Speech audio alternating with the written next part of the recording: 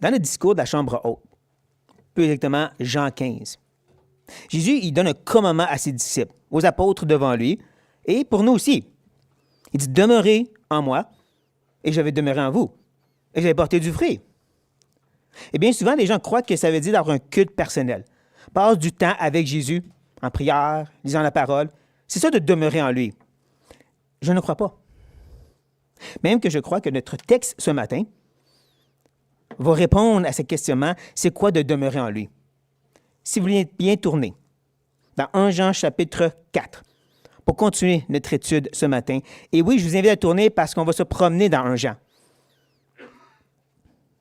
Nous allons, comme je disais, chercher à répondre, c'est quoi de demeurer en lui et lui en nous?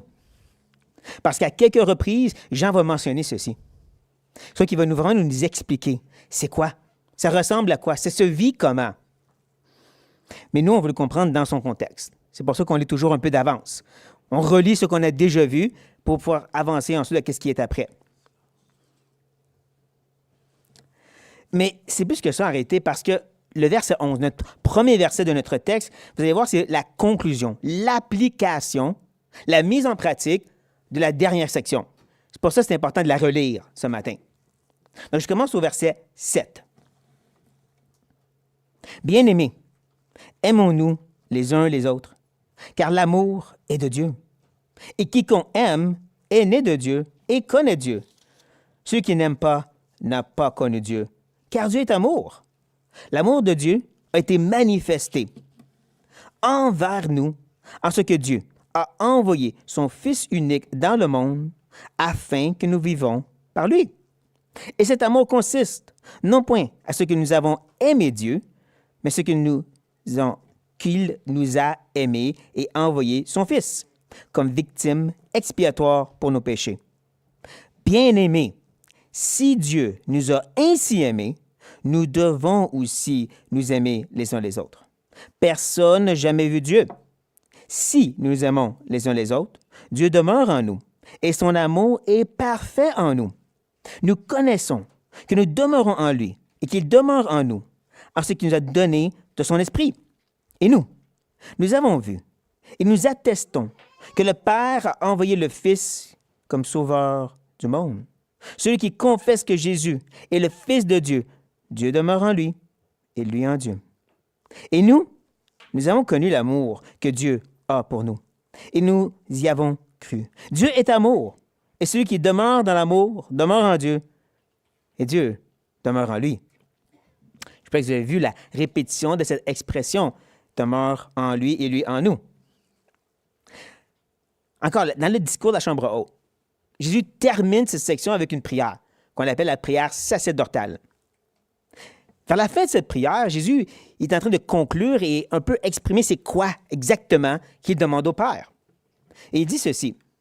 « Je leur ai fait connaître ton nom. » Il faut comprendre, le nom, c'est la personne de Dieu. Sa nature, qui il est, c'est inclus dans son nom. Et là, il ajoute, « Et je le leur ferai connaître par l'Esprit qui va habiter en nous, par la parole qui va être écrite du Nouveau Testament. » De cette façon, la révélation de qui est Dieu va continuer. Il y a une raison. Afin que l'amour dont tu m'as aimé soit en eux et que je sois en eux. Donc, cet amour que le Fils a pour le Père et qui va maintenant habiter en nous se trouve comment? Dans ce que je fais? Non, la connaissance de qui est Dieu. On prend note de ça. Jésus l'a prié et là, Jean va nous l'exposer dans un sens. Et donc, il commence en nous disant « bien-aimés ». Cette fameuse expression d'amour et de tendresse. Hein, vous êtes des bien-aimés du Père. Je vous aime bien aussi. Et comme j'ai souvent dit, ça va capturer l'attention des lecteurs. Sauf que cette fois-ci, ce n'est pas pour commencer une nouvelle section, mais pour la conclure. Parce qu'il va dire « si », encore mieux « puisque Dieu nous a ainsi aimés ». Ainsi, de cette façon, de cette sorte-là. Quelle sorte? De quelle façon? Bonne question, Guy. Je suis content que tu suis. Parce que c'est là qu'on revient à ce qu'on a déjà lu. Versets 9 et 10. Hein, comment justement Dieu a manifesté son amour envers nous. Cet amour consiste. La voici, c'est quoi? Et les deux fois Versets 9 et 10, il nous dit quoi? Jésus-Christ. C'est là qu'elle est manifestée envers nous. C'est dans ça qu'elle consiste, la venue de Jésus. Qu'il est venu expier nos péchés, mais aussi en même temps nous faire vivre. Hein, on meurt avec lui et on naît en nouveauté de vie par lui. En deux mots, c'est l'Évangile. Donc, en disant ceci, hein, c'est Dieu nous a ainsi aimés. Il nous rappelle l'importance de plonger, de vraiment s'enivrer de la vérité de l'Évangile. De réaliser à quel point que ce n'est pas juste un message en quelques versets, c'est la Bible au complet. La totalité des Écritures, c'est l'Évangile. Dès la chute de l'homme, on a un Rédempteur qui est promis, qui va écraser la tête du serpent. Et ensuite, quand tu prends la majorité de l'Ancien Testament, qui est historique, hein, qui nous partage l'histoire du peuple d'Israël, on voit que c'est Dieu qui prend un peuple et il s'investit auprès d'eux. Il les délivre de l'esclavage, les amène dans ta promise. Il leur donne des lois par lesquelles ils peuvent et doivent vivre. Il leur donne des sacrifices animaux par lesquels leur péché peut être expié. Et qu'est-ce qui se passe? Rébellion, par-dessus rébellion contre Dieu. Pourtant, Dieu étend la main. Il les châtie pour les ramener. Et qu'est-ce qui arrive? Rébellion, par-dessus rébellion, par-dessus rébellion. Dieu leur donne des bons rois. David, Ézéchias, Josias, qui les ramènent. Et ils retournent en rébellion. En deux mots, l'histoire d'Israël, c'est l'histoire de l'humanité. C'est de dire, peu importe le peuple, puisque c'est un peuple d'êtres humains pécheurs, ça va toujours ressembler à ça. Parce que le cœur est rebelle. C'est ça le but de l'Ancien Testament. Nous montrer qu'est-ce que ça donne, même quand Dieu agit autour sans toucher le cœur.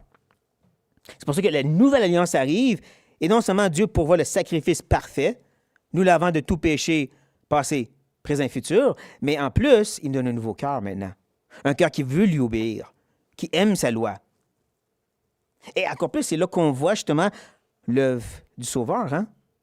Le fait que Dieu lui-même vient parmi nous. Il s'associe à nous et il vit cette vie parfaite. Il est l'Adam qui tient ferme devant Satan. Il est l'Israël qui n'est pas rebelle dans le désert.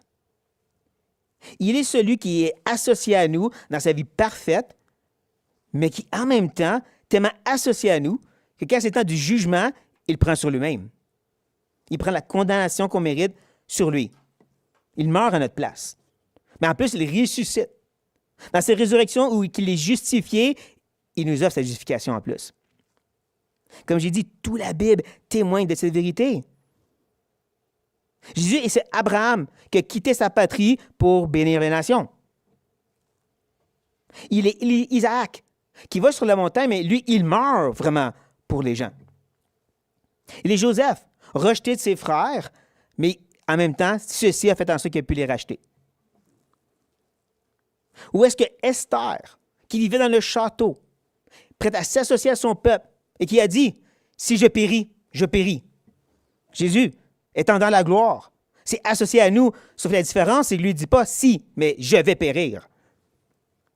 Jonas, le prophète qui a péché et qui est lancé dans l'abîme de la mer à cause de cela, Jésus, le dernier des prophètes, lui est lancé dans l'abîme de la mort à cause de nos péchés, pas le sien. En plus, Jonas qui reste dans cet abîme 3 jours et 3 nuits pour ensuite amener un message au peuple ennemi par lequel il se repente et il croit.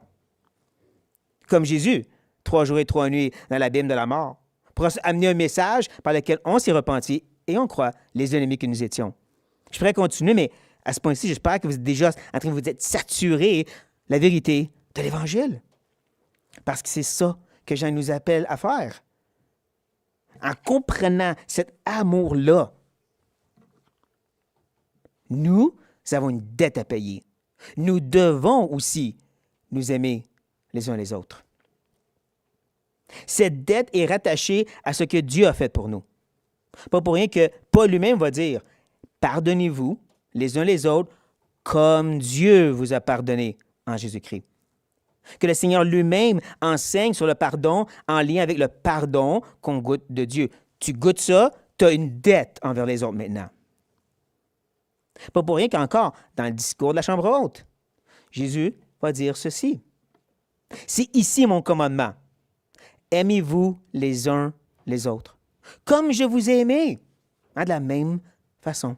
Il donne un exemple. Il n'y a pas de plus grand amour que de donner sa vie pour ses amis. Le même exemple que Jean a utilisé dans son écrit. Je l'ai dit tantôt, on va tourner.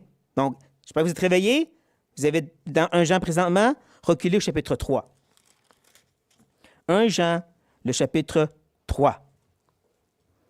Regardez avec moi les versets 16 et 17. Je le lis.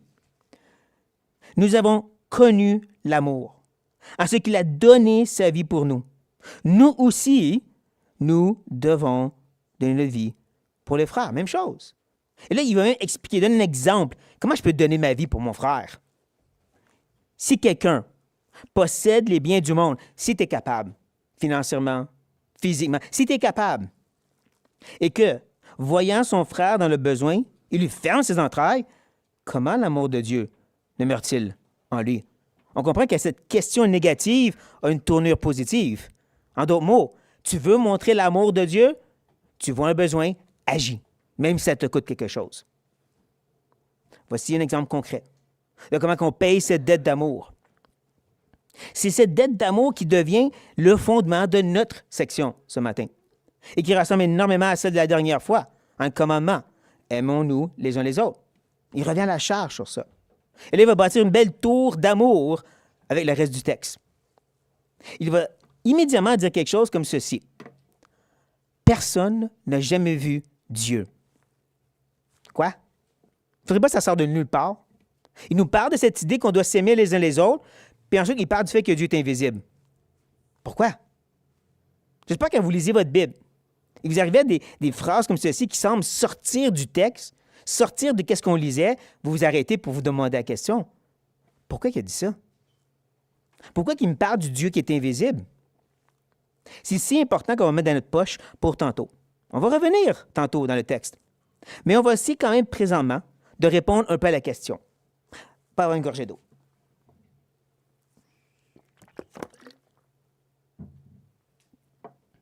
Moi, je crois qu'il y a deux façons de base qu'on peut répondre à ces questions. La première, c'est qu'est-ce qu'on se rappelle du contexte historique. Il y a des faux enseignants qui ont troublé les églises où est-ce que Jean a œuvré. Des faux enseignants qui sont gnostiques. Des hommes qui prônent l'idée que nous, on connaît le vrai Dieu. Le Dieu que personne n'a vu. Mais nous, on l'a vu, bien sûr. Lui, il nous a parlé. Il nous a donné un message spécial. Personne n'a vu Dieu. Je crois qu'en partie, comme il l'a déjà fait et qu'il va le faire encore aujourd'hui, Jean est en train de s'attaquer à leur faux enseignement. Personne n'a vu Dieu. Mais il y a plus que ça, parce qu'il nous ramène à la personne de Dieu. Il l'a fait la dernière fois, hein? Il nous a rappelé que Dieu est amour. Dans le commandement de s'aimer les uns les autres, il a détourné nos regards de nous pour dire non, c'est Dieu qui est amour. C'est pour ça qu'on aime. Même chose ici. Il vient de nous dire qu'on a une dette d'amour basée sur la réalité que, à cause de l'amour de Dieu, et rapidement, il nous ramène tout de suite à Dieu. À place de nous dire « faites plus, forcez-vous plus, aimez plus », il dit Dieu. C'est ça là qu'il dit.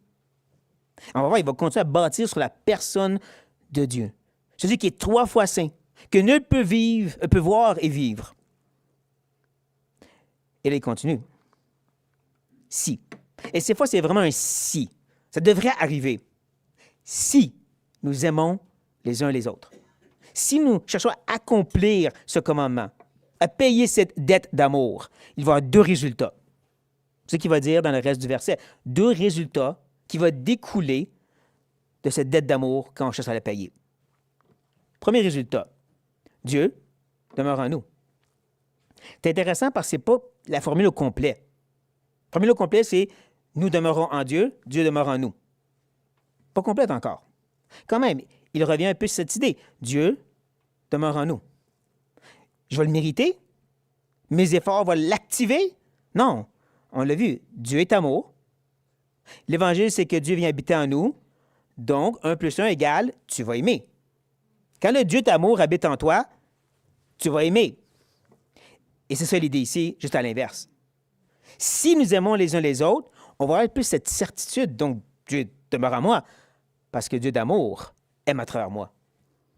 On prend note de ce calcul, de cette mathématique-là. Mais on regarde le prochain résultat. Et son amour est parfait en nous. Une belle expression qui, je dirais, sort quelques questions. La première, c'est quoi son amour exactement? Est-ce que c'est la nature de Dieu? Dieu est amour? Cet amour qui est parfait en lui? Je crois que c'est inclus. Ou est-ce que c'est cet amour qu'on ressent, qu'on vit, qu'on expérimente? Hein? Son amour manifesté envers nous. Et là, je dirais, c'est les deux. Parce que l'amour de Dieu envers nous bâtit sur le fait qu'il est amour. C'est pas juste une action pour Dieu, c'est la personne de Dieu qui se déverse vers nous. Donc, son amour, c'est qui il est, qui rentre en relation avec nous, et donc on expérience son amour. Parce qu'il est amour. Je peux vous suivre l'élément logique. Non? Mais en même temps, ça mène à l'autre question. Parfait en nous. Comment est-ce que cet amour est rendu parfait en nous? De quelle façon? Encore ici, je dis qu'il y aurait deux côtés à cette médaille. La première, encore basée sur l'expérience, son amour pour nous est de plus en plus parfaite en nous. Et c'est un peu ça que Paul prie, justement, dans Éphésiens. C'est la belle prière qu'il fait dans Éphésiens 3. On va la regarder rapidement. À cause de cela, je fléchis les genoux devant le Père, duquel tire son nom toute famille, dans les cieux et sur la terre. Voici qu'est-ce qu'il demande. Afin qu'il vous donne, selon la richesse de sa gloire, d'être puissamment fortifié par son esprit dans l'homme intérieur. Hey, c'est incroyable ça, mais il y a une raison. En sorte que Christ habite dans vos cœurs par la foi. Wow, j'aime ça, mais c'est pas tout. Afin qu'étant enraciné et fondé dans l'amour, vous puissiez comprendre avec tous les saints, on a besoin des frères et sœurs, quelle est la largeur, la longueur, la profondeur et la hauteur. Et voici ce qui est intéressant, dans le grec, il n'y a pas d'objet. Il ne dit pas c'est quoi cette chose qui est large, long, profond. L'amour de Christ, c'est autre chose. Fort probablement, il parle de l'infinitude de qui est Dieu. D'être capable de saisir l'infinie grandeur de la personne de Dieu et connaître l'amour de Christ, qui surpasse toute connaissance. Et ultimement, c'est en sorte que vous soyez remplis jusqu'à la plénitude, justement, de Dieu. Ce Dieu qui est amour. Donc, voici que Paul, il priait justement que ces Éphésiens, et que nous aussi, aient pleinement saisi cette grande amour de Dieu et en être remplis. Donc, je crois qu'en partie, c'est ça qu'il est en train de dire dans notre petit verset. Son amour vient parfaitement nous remplir. Mais on se rappelle, c'est bâti sur quoi? Hein? Nous les aimons les uns les autres. En donc, plus qu'on s'aime, plus que l'amour de Dieu nous remplit. Qui m'amène à l'autre côté de la médaille. Elle va être parfaite aussi auprès des autres. Plus que je suis rempli de l'amour de Dieu, et plus ça va déborder vers les frères et sœurs. C'est pas fait pour rester ici. C'est pas fait pour rester pour « moi, j'expérience l'amour de Dieu », c'est pas pour vous. Non, au contraire, ça va déborder et éclater sur eux. Et donc, plus qu'on s'aime les uns les autres, plus qu'on expérience l'amour de Dieu et plus qu'on donne l'amour de Dieu aux frères et sœurs. Quelle belle formule mathématique de Jean. Et c'est ça qui va nous donner cette assurance qu'on veut tellement avoir. Et c'est pour ça que Jean va justement ajouter « nous connaissons ». Nous connaissons que nous demeurons en lui. Cette assurance revient encore et encore dans l'épître de Jean. Encore et encore, il va revenir cette idée de savoir, d'être certain de quelque chose. Même que, encore une fois, je vous demande de tourner, reculer au chapitre 2. 1 Jean, reculez au chapitre 2 un instant. Je vais commencer au verset 3. Si nous gardons ces commandements, qui incluent s'aimer les uns les autres, par là, nous savons que nous l'avons connu. Si j'ai cet amour pour les commandements de Dieu et je cherche à les mettre en pratique, j'ai une certitude donc que j'ai connu Dieu. Verset 5. Mais celui qui garde sa parole, l'amour de Dieu est véritablement parfait en lui, comme on vient juste de le voir. Hein? Par là, nous savons que nous sommes de lui. Plus que nous aimons, plus nous savons. Chapitre 3 maintenant. Regardez verset 14. Nous savons, encore cette certitude, que nous sommes passés de la mort à la vie parce que nous aimons les frères. Celui qui n'aime pas demeure dans la mort. Et finalement, verset 24. Celui qui garde ses commandements demeure en Dieu et Dieu en lui. Et nous connaissons qu'il demeure en nous par l'Esprit qu'il nous a donné. Ça, c'est intéressant. On va y mettre dans la poche gauche pour tout de suite. Parce que là, on veut revenir à notre texte. On veut revenir à cette idée que nous connaissons, que nous demeurons en lui. Nous avons cette certitude. Et en plus, bien sûr, il demeure en nous. Et c'est là qu'on va se demander, elle se trouve où cette certitude? Dans qu'est-ce que je fais? À quel point je suis obéissant? Combien d'heures de prière que je fais chaque jour? Ah, c'est là que je sais qu'il demeure en moi et moi en lui? Combien de cultes personnels je fais? Non. En ce qu'il nous a donné de son esprit. Et se trouve où? Dans la personne de Dieu, son esprit. Comme on vient juste de voir, dans la poche gauche qu'on l'a mis, c'est basé sur cette œuvre de l'esprit en nous. Pour tout de suite, on remet ça en poche gauche. On remet cette idée que cette certitude se trouve dans l'esprit parce qu'on veut comprendre de quelle façon. C'est-tu juste, moi, je ressens l'esprit en moi? Ah, moi, je ne le ressens pas. Donc, je ne suis pas sauvé. On va voir où est-ce que Jean veut s'enligner. Il va justement ajouter. Et nous, j'aime ça. J'aime ça parce que ce nous est pour contrebalancer les eux, les faux enseignants. Eux disent ça, mais nous avons vu et nous attestons. C'est drôle, j'ai quelque chose dans ma poche droite depuis tantôt. Personne n'a jamais vu Dieu. Nous avons vu. Et même nous l'attestons, nous le proclamons, nous le déclarons. C'est quoi exactement qu'on a vu Dieu? Non. Que le Père a. Qu'est-ce que je proclame? Qu'est-ce que j'ai vu? Quelque chose que Dieu a fait. Ça, c'est important. J'ai vu les pas dans le sable ou dans la neige, si vous préférez. C'est ça que je témoigne aux gens. C'est ça que j'ai vu. Et c'est quoi les pas dans la neige? Bonne question, Guy. Voici ta réponse. C'est Jésus, bien sûr.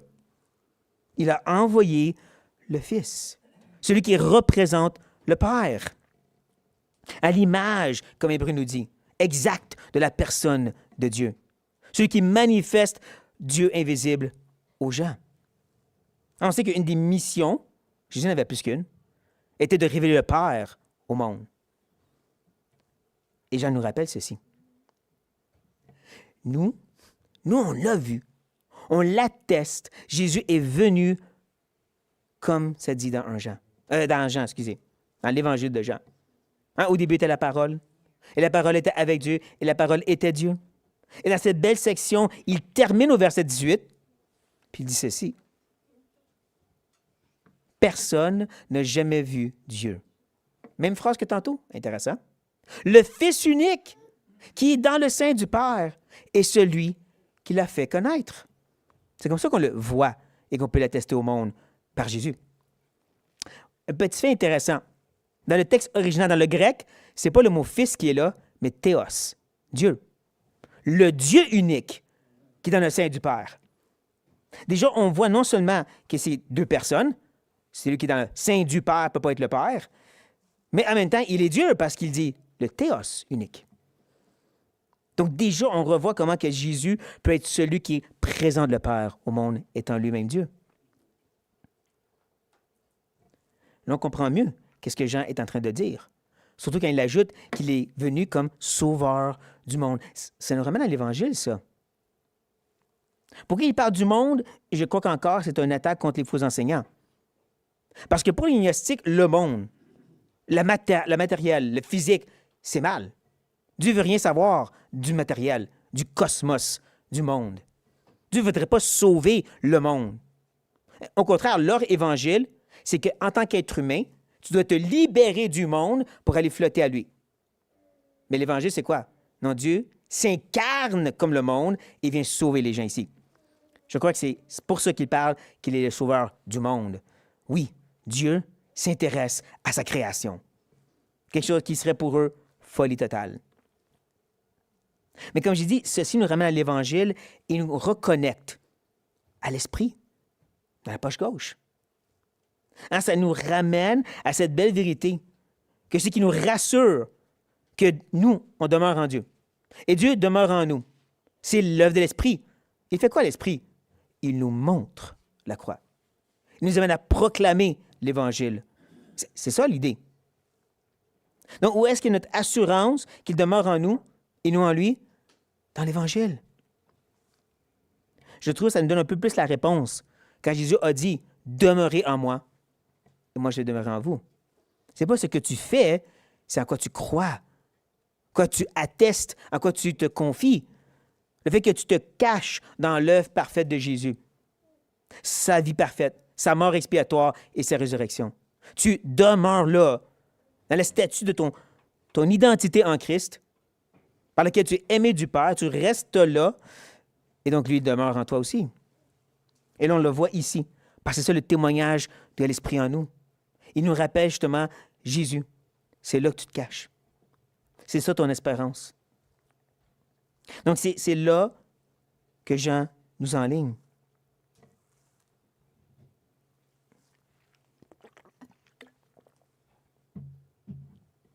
Et encore, avant que j'oublie, c'est le témoignage de l'Esprit. Et on le voit très solidement dans les écrits de Paul, spécifiquement cette section bien controversée de 1 Corinthiens 12, 13 et 14. Alors, la controverse, t'es-tu cessationniste ou continuationniste? C'est pas le but du texte. En réalité, on voit très bien, dès le début, au chapitre 12, que Paul ne s'enligne pas de cette direction. Il dit, pour ce qui est des dons, ou qui concerne les dons spirituels. Vous voulez savoir sur ça? Premièrement, je ne veux pas, frères, que vous soyez dans l'ignorance. Vous savez que, lorsque vous étiez païens, vous vous laissez entraîner par les idoles muettes, selon que vous étiez conduits. Ne manquez pas le entraîner et conduit. Parce que dans ces temples païens, ces temples d'idoles, il y avait des manifestations spirituelles. Des gens qui tombaient à terre, qui criaient en langue et des choses comme ça. Comme on voit dans les temples bouddhistes aussi. Mais Paul dit, ça c'est le temps d'ignorance. Ça c'est que c'était avant. Ça n'a pas rapport avec ces dons de l'Esprit. Voici c'est quoi le don de l'Esprit.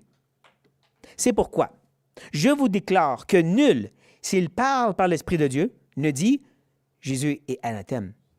Et que nul ne peut dire Jésus est le Seigneur si ce n'est par l'Esprit. C'est quoi l'œuvre de l'Esprit dans toute cette grosse section? C'est le fait qu'il proclame Christ. C'est ça.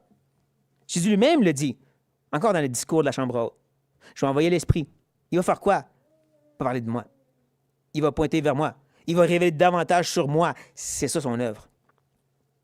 Et voici que Paul dit la même chose ici, comme Jean est en train de nous dire. On comprend que proclamer Jésus le Seigneur, c'est pas juste les lèvres.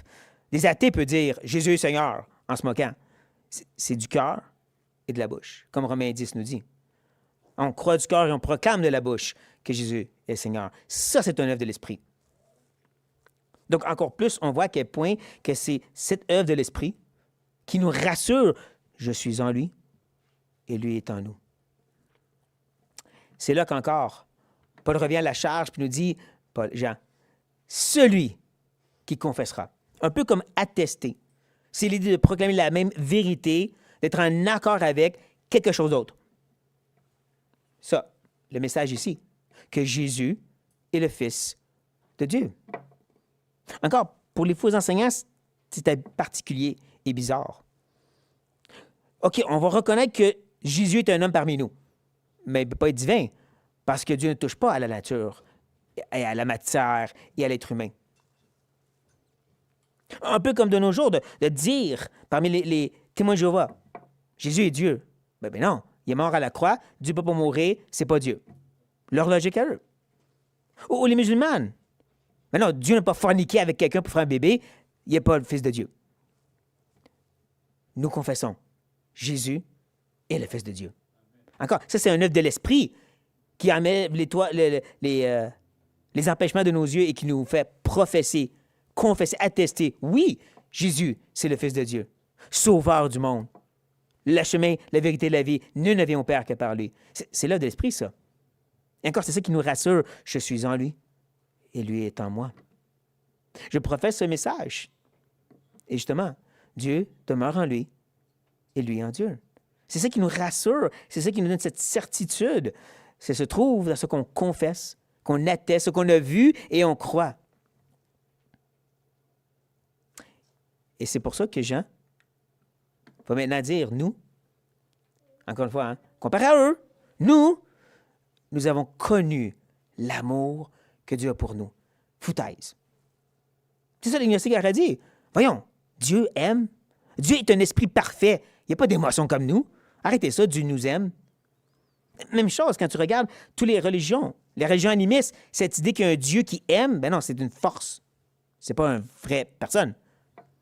Même ceux qui basent sur la Bible, ils vont peut-être mentionner l'idée que Dieu aime, mais c'est pas concret pour eux. C'est pas une base pour eux. Pour les musulmans, Dieu est souverain.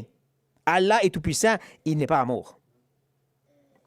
Nous, on est les seuls qui disent, à cause de la parole, nous avons connu, nous avons expérimenté l'amour que Dieu a pour nous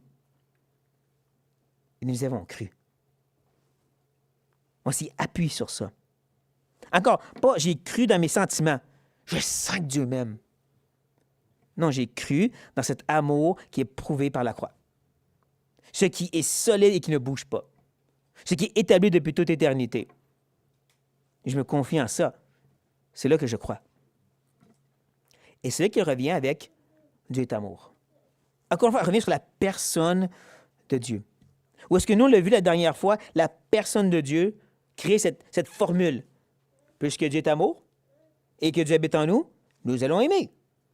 Tout ça est inclus dans cette simple phrase. Dieu est amour. Rappelez-vous de tout ce que ça implique. Et donc, il ajoute, et celui qui demeure dans l'amour, celui qui va continuer à aimer comme Dieu aime, eh bien, demeure en Dieu et Dieu demeure en lui. Encore, pas ses efforts d'aimer. Il demeure dans l'amour parce que le Dieu d'amour habite en lui. Il ne peut demeurer qu'ailleurs. Un peu comme d'être en communion avec Dieu, qui est lumière, veut dire naturellement je suis en communion à la lumière. Parce que si Dieu habite ici, et je dis que je suis en communion avec lui, je ne peux pas aller habiter là-bas et dire que je suis en communion avec Dieu. C'est pas possible, Dieu est ici. Je pense que la logique est quand même assez simple, ce que Jean sait nous dire. Même chose ici. Si je reprends l'image de la tour d'amour, on est rendu maintenant au toit, au pignon, si vous voulez, avec une belle grosse cloche. Une cloche qui résonne très fortement. Dieu nous a aimés, le premier. C'est important parce que si on regarde juste le fondement, la dette d'amour, on veut venir être troublé. Je dois plus me forcer, mettre plus d'efforts pour aimer. Mais ces circonstances, c'est difficile ici. Et c'est là qu'on essaie de puiser dans notre propre banque pour payer la dette. Cette banque est limitée, humaine, charnelle, et ça ne marche pas. Et c'est pour ça qu'on vient explorer cette tour d'amour, où est-ce qu'on a vu 2 étages. 2 étages qui sont similaires. 2 étages qui nous parlent du fait qu'on demeure en lui et lui en nous. La première étage nous rappelle, oui, on doit s'aimer les uns les autres. C'est ça qui nous rassure que Dieu est en nous et nous en Dieu. Mais on ne reste pas là. On réalise qu'il y a une échelle, il faut monter plus haut. On va au 2e étage et on voit que c'est plus élaboré ici. Il y a beaucoup plus d'informations qui nous rappellent c'est l'œuvre de l'Esprit. L'Esprit qui nous a montré Christ, qui nous a rappelé l'Évangile, qui nous avait plongé dans cette vérité-là. Et que par ceci, par cette connaissance de cet amour, maintenant on aime et on a l'assurance, on demeure en lui et lui en nous. Encore, c'est cette cloche qui résonne puissamment en nous. C'est cet amour initial et éternel qui ne change pas, qui vient branler dans mon cœur. Et là, j'aime en retour. C'est important parce que, si on est honnête ce matin, il y a certaines circonstances, certaines relations, des fois, qui sont difficiles avec l'amour. Que ce soit dans l'Église, avec frères et sœurs, des amitiés, des couples, des familles, des fois, c'est dur à aimer. Et c'est là qu'on a besoin de plonger dans l'Évangile un peu plus. C'est là qu'on doit faire attention de ne pas puiser à notre propre force.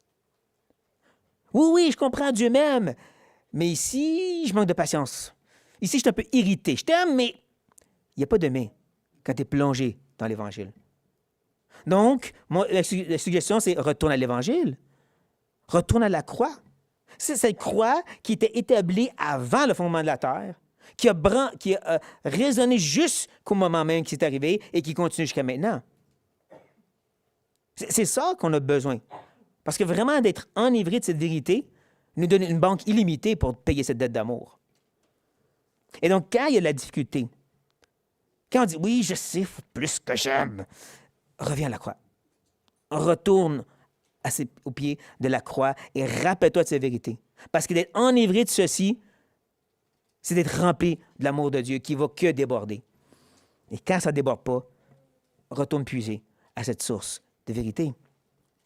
C'est ça que j'ai en train de véhiculer et qu'on a besoin de mettre en pratique ce matin. Donc, prions. Ô Père céleste, quel amour extraordinaire. Ce Dieu qui est, qui était, qui sera. Ce Dieu qui a tout construit, tout établi à partir de rien, qui soutient la vie même des ennemis et qui décide d'offrir son Fils en rançon pour nous.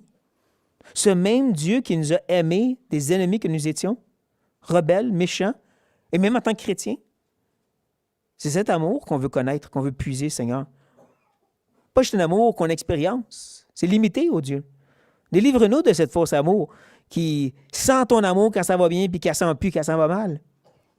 Aide-nous à la place, Seigneur, de venir à la croix, de méditer, de réfléchir longuement, de plonger dedans. On veut être rempli de cet amour, oh Dieu. Mais on sait que ça se trouve dans la vérité de ta parole, dans cet évangile. On a besoin de cet amour pour s'aimer les uns les autres, pour payer cette dette d'amour comme Christ a payé notre dette à la croix. Et donc, on te demande, je ne sais pas, qu'est-ce qui se passe dans la vie de mes frères et sœurs?